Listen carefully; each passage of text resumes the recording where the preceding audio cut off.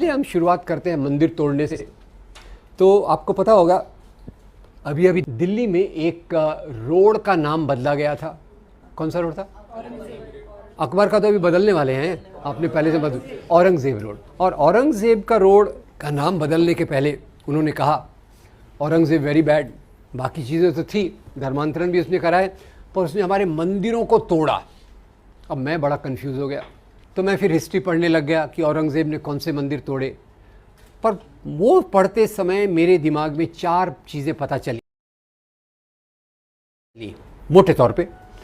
पहले पता चला कि औरंगज़ेब ने काशी में भगवान विश्वनाथ के मंदिर को तोड़ा था, वेरी बैड। पर साथ में एक और बात पता चली, वो बात पता चली गुवाहाटी आसाम के पास कामाख्या देवी का मंदिर है, उस मंदिर को उसने दान दिए। उज्जैन में महाकाल का मंदिर है, उसको भी दान दिए। वृंदावन में भगवान कृष्ण का मंदिर है, उसको भी दान दिए। तो मैं कौन सी बात को लेकर चलूँ, मंदिर तोड़ने वाली कि मंदिर को दान देने वाली? दोनों बातें हैं, नंबर 1। तीसरा मुझे बड़े आश्चर्य की बात पता चली कि औरंगज़ेब ने मस्जिदों को तो दान दिया ही था, पर उसने मस्जिदें तोड़ी भी सही। कम से कम एक मस्जिद मुझे पता चली जो उसने तोड़ी थी, और ये मस्जिद कौन सी थी? पहले उसके मस्जिद तोड़ने की बात से ही अपन अपनी बात को शुरुआत करते हैं। एक बार क्या हुआ, गोलकुंडा के नवाब ने, तानाशाह ने औरंगज़ेब को 3 साल तक लगान नहीं दिया। औरंगज़ेब कौन है? महाराजा। तानाशाह कौन है? राजा। ठीक है, तो तानाशाह ने 3 साल तक लगान नहीं दिया। अब ये समाज में टैक्स कैसे चलता है? सबसे नीचे टैक्स देने वाला कौन होता है? किसान।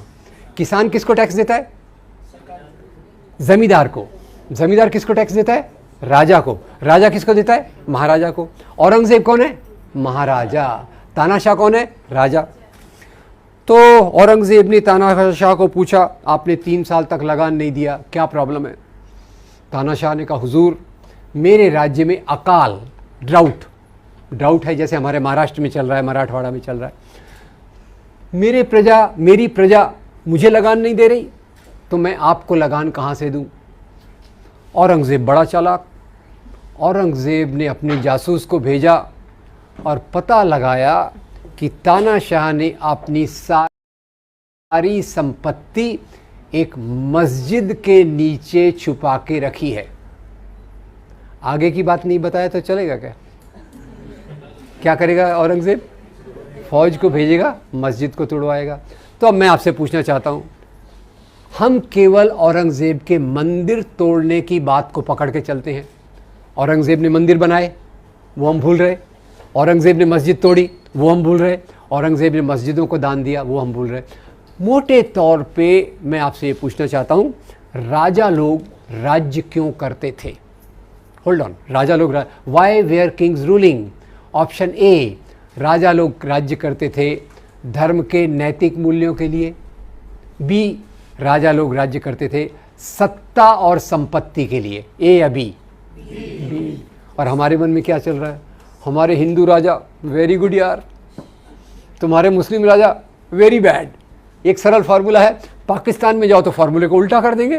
क्या कर देंगे? मुस्लिम राजा एक्सीलेंट, हिंदू राजा कॉवर्ड। तो ये हमारे जो देखने का तरीका हुआ है, जो राजा को हम धर्म के चश्मे से देखते हैं, ये सही है या गलत है, ये मैं आपसे पूछना चाहता हूँ।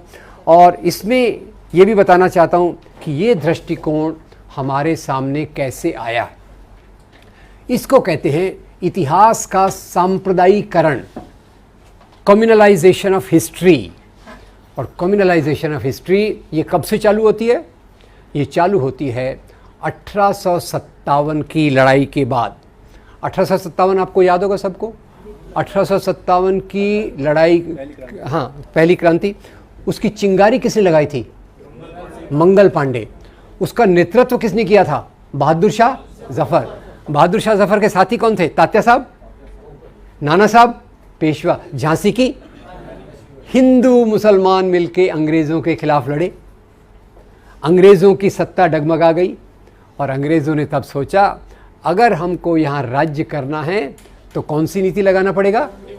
Divide and rule. और वहाँ से उन्होंने जो इतिहास लिखाया वो अलग अलग रूप में पाकिस्तान में उसको एक रूप दिया गया, यहाँ दूसरा